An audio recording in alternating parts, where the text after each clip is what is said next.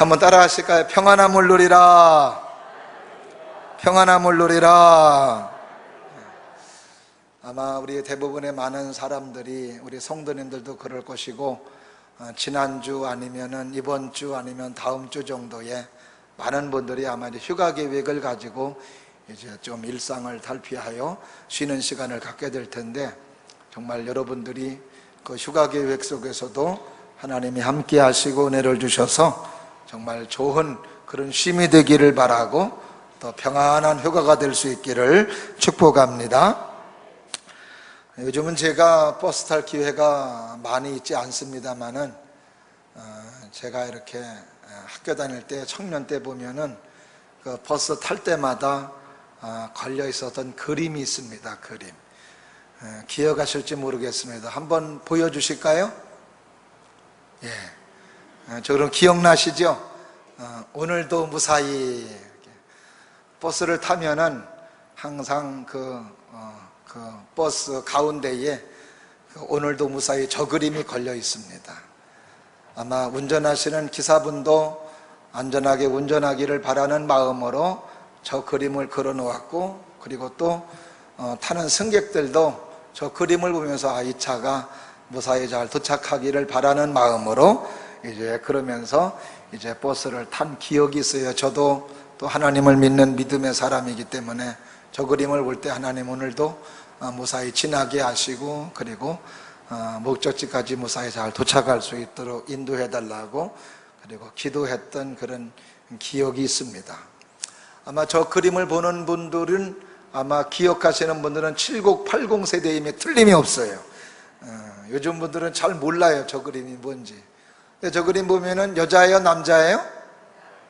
우리나라에서는 기도하는 소녀로 이렇게 알려져 있습니다만은, 사실 저 그림은 영국 화가가 그렸는데, 저건 구약 성경에 나와 있는 사무엘 선지자 어릴 때 하나님 앞에 기도하는 모습을 그린 겁니다. 그래서 저 그림은 기도하는 소녀가 아니라 기도하는 사무엘이에요. 기도하는 사무엘. 그럼 기도하는 사무엘이 남자요, 여자요? 그래서 기도하는 소년이에요, 소년. 자, 누구나가 이렇게 좀 오늘도 무사하기를 바라고, 누구나가 평안하기를 바라며 삶을 살아가지만, 또 그렇게 평안하지 못한 것도 우리의 삶의 순간순간의 모습인 것을 우리는 기억하게 됩니다. 바라기는 우리 성도님들이 정말 평안하기를 바라고, 여러분의 삶도 평안하고, 가정도 평안하고, 교회도 평안하고, 우리 나라도 평안하고, 그래서 여러분의 삶이 늘 평안의 삶이 될 수 있기를 주님의 이름으로 축원합니다. 오늘도 하나님은 우리 모두가 평안하기를 바라고 평안을 누리면서 살아가기를 원하고 계십니다.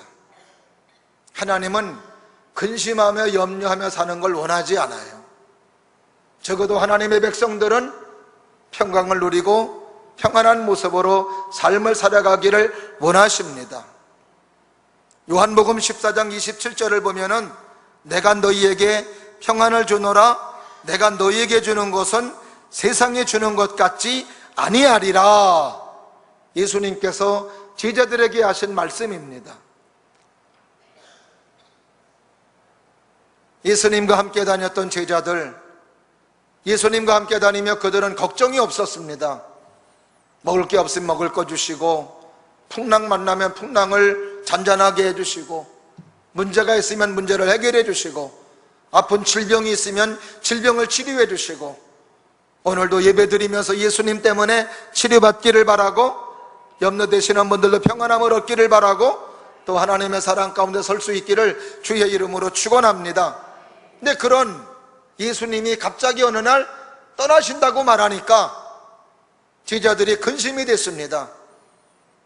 그래서 요한복음 14장 1절 말씀에서 너희는 마음에 근심하지 말라, 하나님을 믿으니 또 나를 믿어라, 그러면서 하시는 말씀이, 내가 너희를 떠나는 목적과 이유를 말씀해 주시고 너희를 떠나는 것이 유익하다고 말씀해 주십니다. 그러면서 너희들을 떠나면서, 그러면서 보혜사 성령을 너희에게 보내주시는데, 그 보혜사 성령께서 너희들에게 주시는 게 뭐냐? 평안을 말씀해 주시는 겁니다.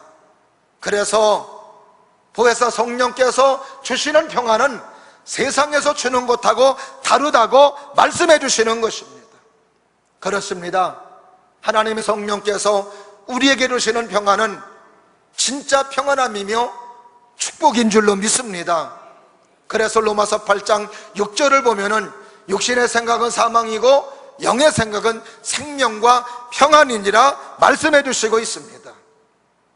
오늘 본문의 말씀은 남유다 왕국 세 번째 왕으로 등극했던 유다왕의 아사왕이라고 하는 사람이 남유다 왕을 다스리고 통치할 때, 그때 하나님의 평안 속에 통치한 것을 오늘 본문의 말씀 속에 소개하고 있는 것을 볼 수가 있습니다. 아사왕이 통치할 때 이스라엘 민족은 평안한 나라였고, 그리고 사람들도 평안을 누리고 있었다라고 하는 것이 오늘 본문의 말씀 속에 기록하고 있습니다. 오늘도 여러분의 가정이 평안하기를 바라고, 우리 교회가 평안하기를 바라고, 우리의 삶도 평안할 수 있기를 주님의 이름으로 축원합니다. 아사왕은 다윗 왕의 직계 자손으로서 세 번째 왕이었습니다. 남유다 왕국에. 근데 그 아사왕이 다스릴 때에는 나라 전체가 평안하고 나라 전체가 걱정이 없는 그런 나라의 시간을 보냈던 것이었습니다. 오늘 본문의 말씀 1절과 5절 말씀 속에서도 평안이라고 하는 말이 두 번 나오게 되며, 그리고 14장 전체에서는 1절과 5절, 6절, 7절, 15절 말씀에 무려 6번이나 나오게 되는 것을 볼 수 있습니다. 그리고 역대하 15장 말씀에서도 두 번씩이나 나오는 걸 보면은 아사왕의 전체 남유다 왕국을 다스리는 시기에는 전체적으로 총체적으로 평안의 시대였음을 우리는 알 수 있습니다. 그만큼 아사왕은 하나님으로부터 평안함을 얻었고, 나라도 평안한 가운데 나라가 운영되어지고 나라가 평안한 나라가 되었음을 말해주고 있습니다. 평안이라고 하는 말은 히브리어로 세 개의 단어가 있습니다. 샤케트라고 하는 단어와 나흐라고 하는 단어와 샬롬이라고 하는 단어가 있습니다. 샤케트라고 하는 단어는 뭐냐? 전쟁이 끝나고 포성이 멈추어서 고요해진 상태를, 샤케트의 평안을 말해주고 있습니다. 아사왕의 아버지는 아비야였습니다. 아버지 아비야가 다스리던 시대에는 평안하지를 못했습니다. 전쟁이 일어나고 가정도 늘 갈등과 그리고 분열이 많이 있었던 시대가 바로 아사왕의 아버지 아비야 왕의 시대였습니다. 가정이 그렇게 평안하지 아니하고 갈등할 수밖에 없었던 이유 가운데 하나는 13장 21절을 보면은 아버지 아비야 왕의 가정사를 잠깐 소개해주고 있는데 뭐라고 기록되어 있느냐? 아버지의 부인이 14명이었습니다. 그리고 아들이 22명이었습니다. 딸이 16명이었습니다. 부인이 14명이라는데도 놀라지 아니하고 아들이 22명, 딸이 16명이라고 해도 놀리지 않는 여러분들을 볼 때 제가 놀라요. 아무 표정도 없고.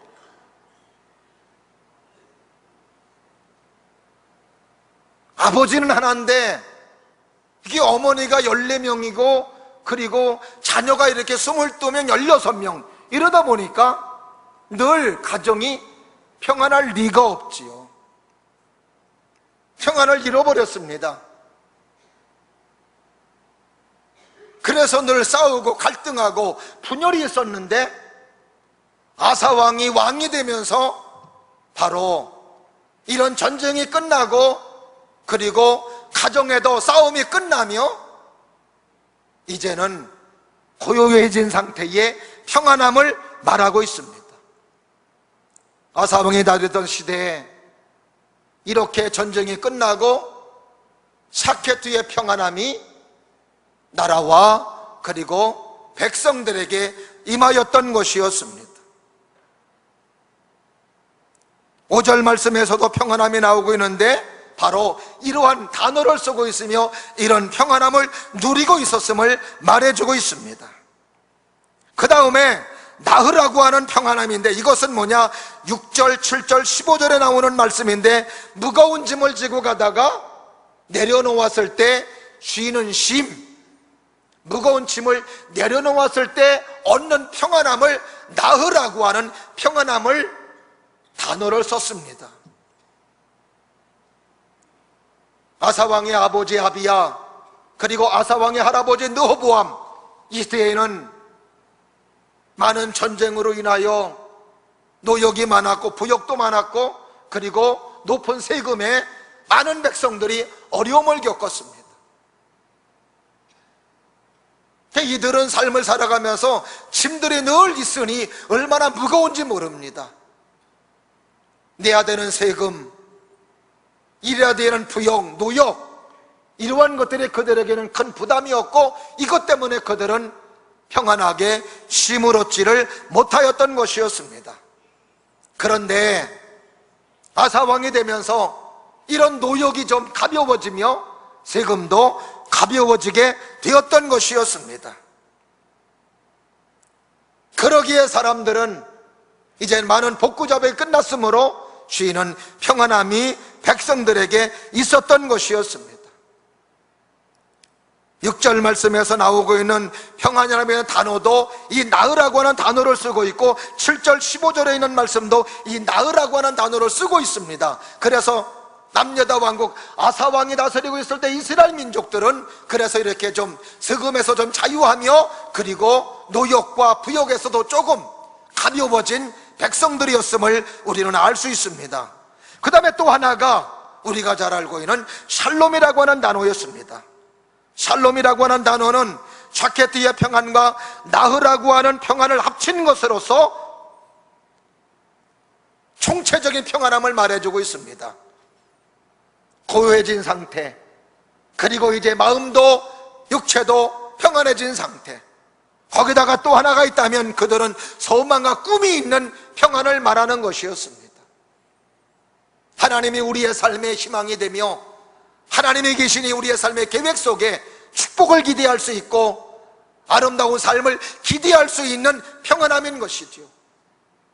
지금 아무런 문제가 없다 할지라도 우리의 미래가 불확실하고 우리의 미래에 꿈이 없고 우리의 미래가 소망이 없다면 아마 그러면 지금의 평안함을 누릴 수 없을 겁니다.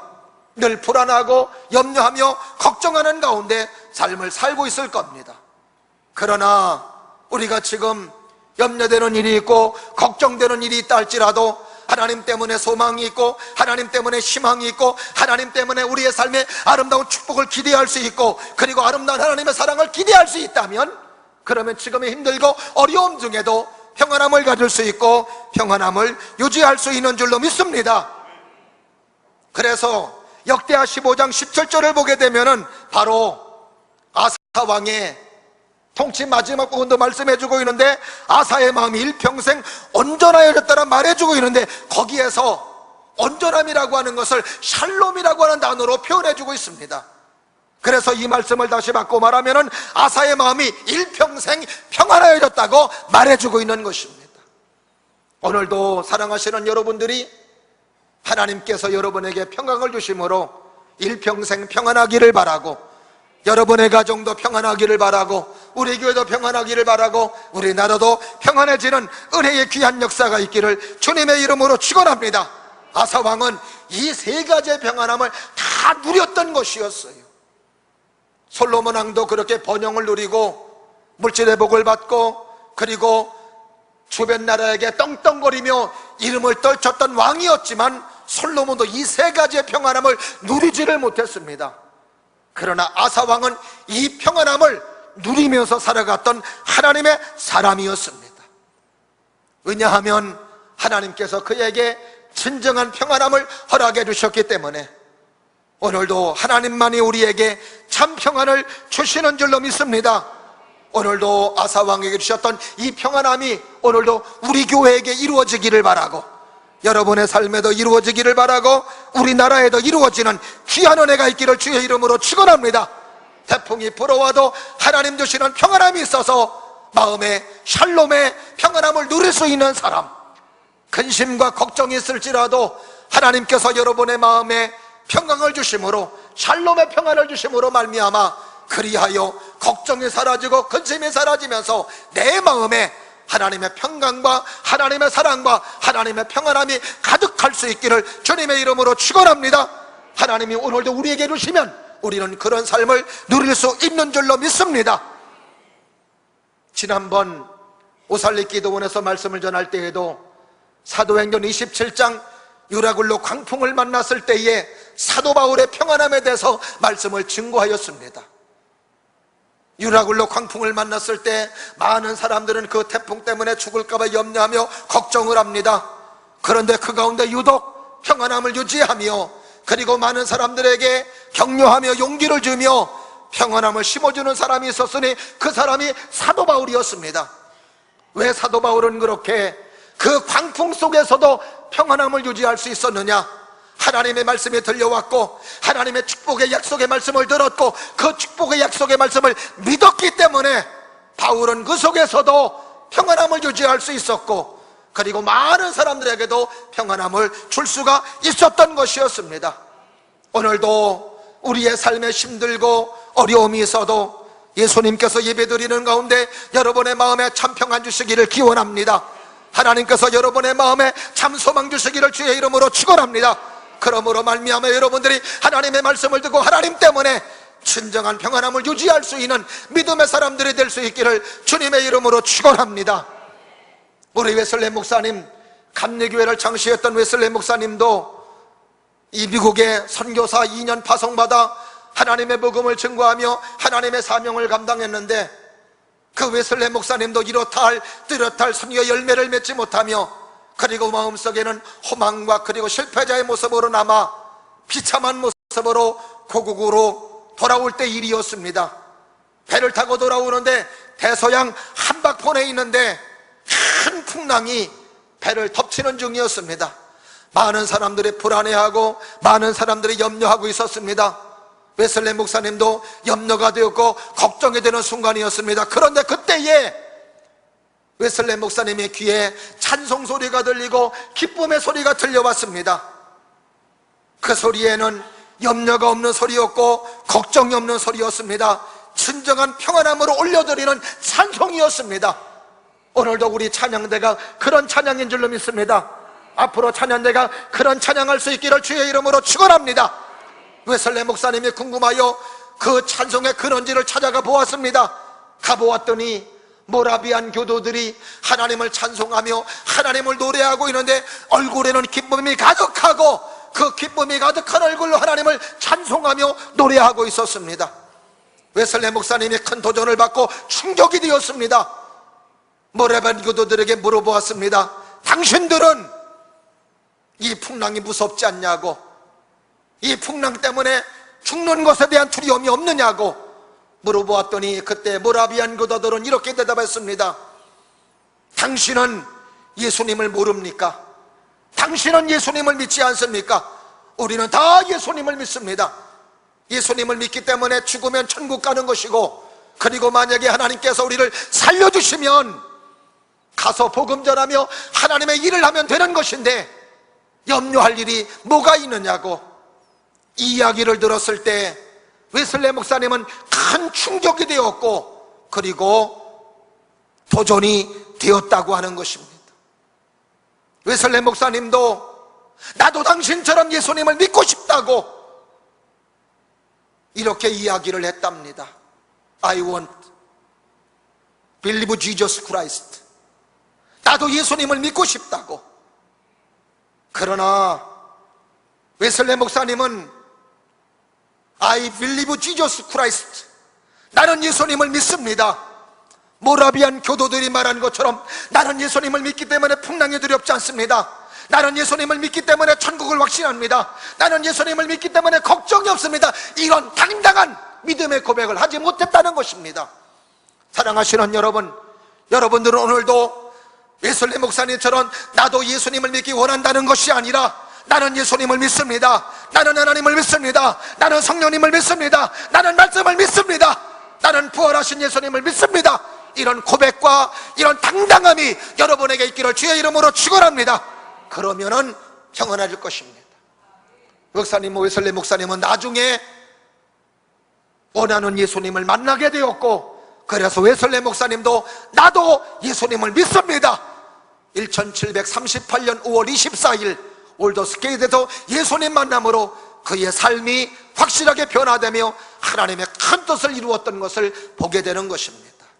사랑하시는 여러분, 오늘도 예수님을 믿을 때 진정한 평안함이 우리에게 오시는 줄로 믿습니다. 오늘도 그 주님의 평강이 여러분의 마음에 가득하기를 주님의 이름으로 축원합니다. 오늘 아사왕은 하나님으로부터 평안함을 누릴 수 있었던 몇 가지 신앙생활의 아름다운 요소가 있었습니다. 그 요소를 통해 함께 은혜를 나누고자 합니다. 첫 번째는 뭐냐? 하나님의 선과 하나님의 정의를 좋아했다는 것입니다. 2절 말씀을 다 같이 한번 보십니다. 2절 말씀을 보면은 다 같이 읽습니다. 시작. 하나님 여호와 보시기에 선과 정의를 행하기요. 따라하십니다. 선과 정의를 행하며. 할렐루야. 아사왕은 아버지 아비야, 할아버지 르호보암처럼 아무렇게나 살지 않았습니다. 자기 맘대로 살지 않았습니다. 하나님의 선을 따랐고, 하나님의 선을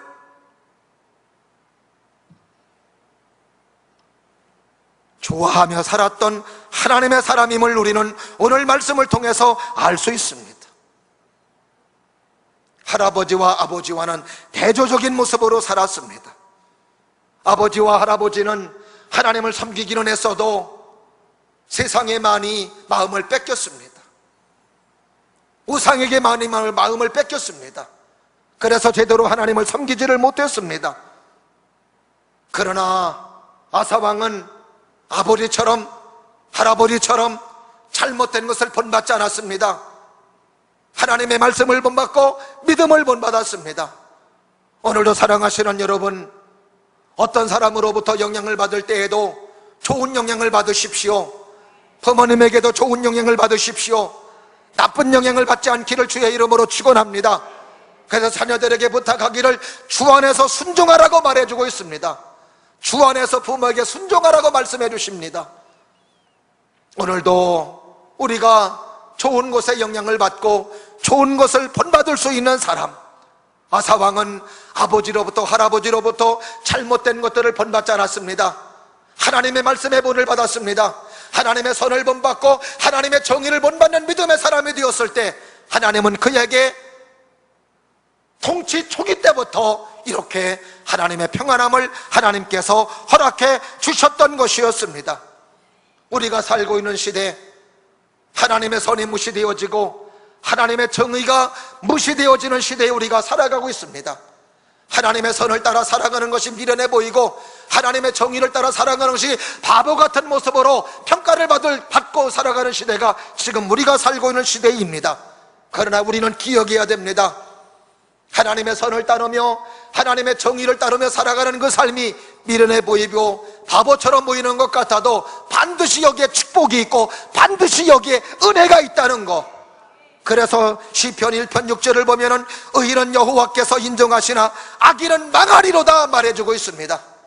미국 영화의 대부분의 영화는 마지막에 선이 승리한다는 겁니다. 악이 망한다는 겁니다. 그렇습니다. 악은 망합니다. 악은 파멸합니다.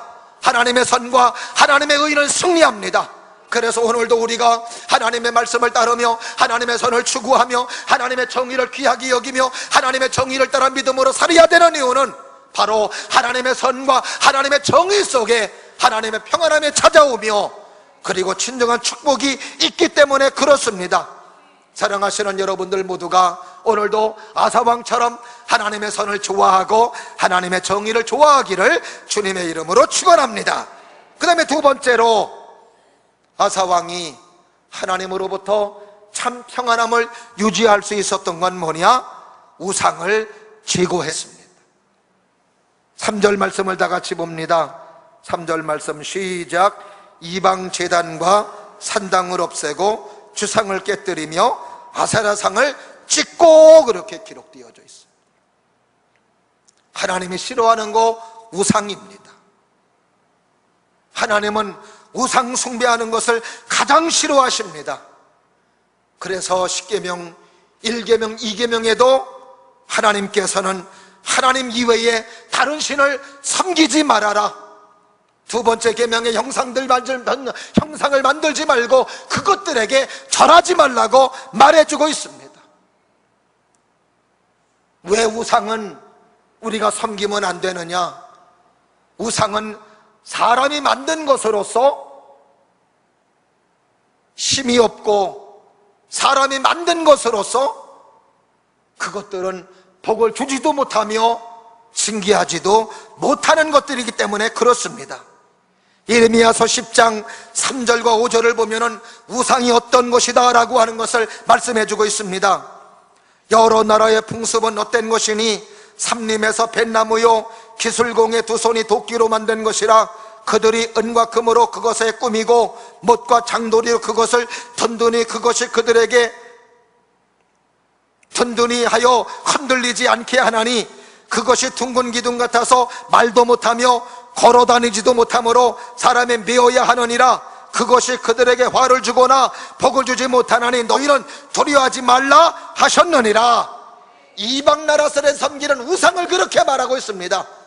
이방 나라 사람들의 섬기는 우상, 사람들의 나무를 베어다가 만든 것이랍니다. 그것들은 복을 주지도 못하며 화도 주지 못하는 것이라고 말해주고 있습니다. 사람들이 그것을 옮겨 다녀야 되고 지고 다녀야 된다는 것입니다. 이런 것들에게 절을 하고 이런 것들에게 머리를 숙인다라고 하는 것은 창조주 하나님의 피조물로서 맞지 않는다는 이야기입니다. 그렇습니다. 우상은 사람이 만든 것입니다. 사람이 만든 것은 우리의 경배의 대상이 될 수 없음을 말해주고 있습니다. 오직 살아계신 하나님만이 우리의 삶의 경배의 대상이며 우리의 경외의 대상이 되는 줄로 믿습니다. 눈에 보이는 형상은 그 어떤 것도 경배의 대상이 될 수 없습니다. 십자가도 경배의 대상이 될 수 없습니다. 그 어떤 것도 경배의 대상이 될 수 없음을 말해주고 있습니다. 열왕기하 18장 4절을 보면은 히스기야 왕이 모세가 만든 놋뱀을 제거하는 장면이 나옵니다. 거기 4절을 보면은 이렇게 기록됩니다.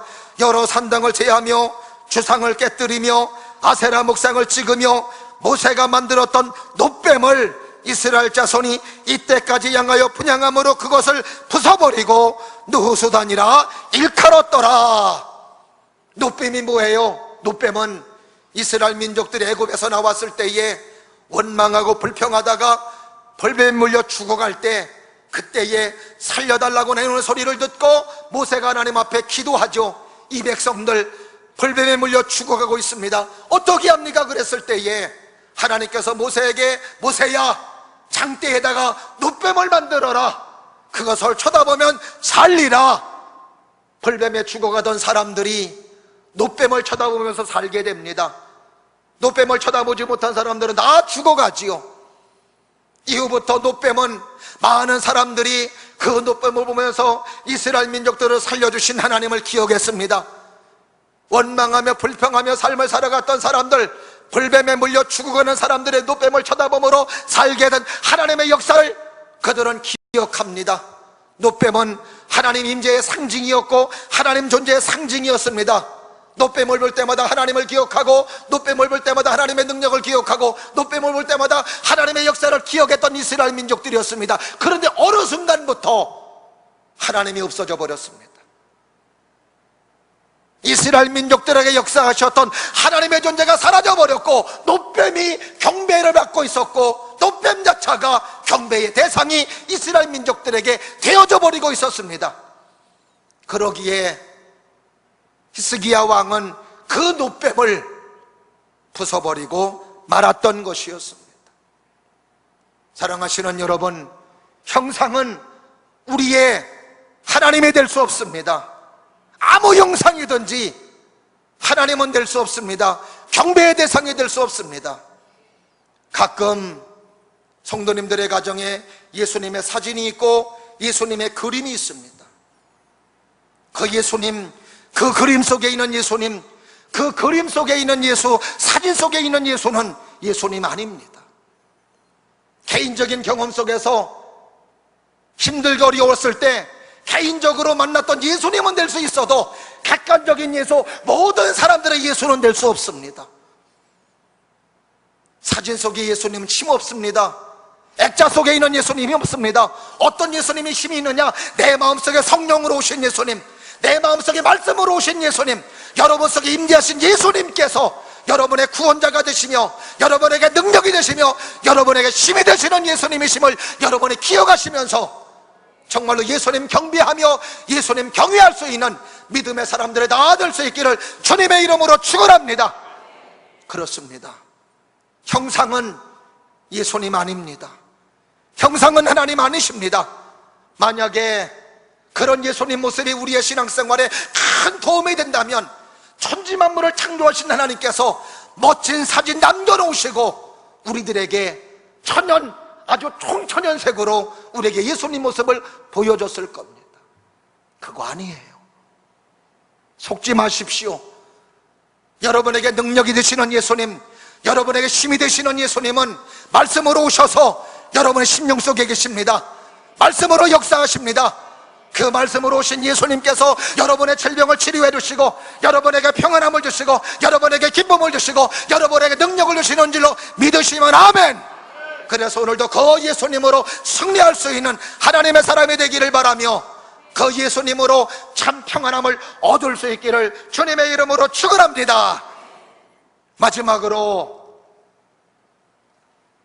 아사왕의 참 평안함을 얻을 수 있었던 건 뭐냐?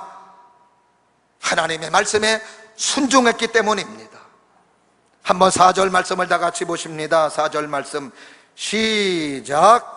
유다 사람에게 명하여 그 조상들의 하나님 여호와를 찾게 하며 그의 율법과 명령을 행하게 하고. 할렐루야. 아사가 말씀에 순종하고 백성들에게 말씀을 순종하게 했더니 감사하게 해서 백성들도 말씀에 순종하는 것이었습니다. 왕도 순종하고 국민들도 순종하는 나라가 평안할 수밖에 없는 줄로 믿습니다. 우리 교회가 평안하려면, 여러분의 가정이 평안하려면 어느 한 사람만 말씀에 순종해서는 안 돼요. 담임 목사도 순종해야 되고 우리 부교육자들도 순종해야 되고 우리 장로님들도 순종해야 되고 권사님들도 순종해야 되고 집사님들도 순종해야 되고 성도님들도 순종해야 되고 우리 모두가 순종할 때 교회가 평안하며 하나님의 사랑과 하나님의 축복이 넘치는 줄로 믿습니다. 힘들고 어려워도 그러기에 우리는 말씀에 순종해야 됩니다.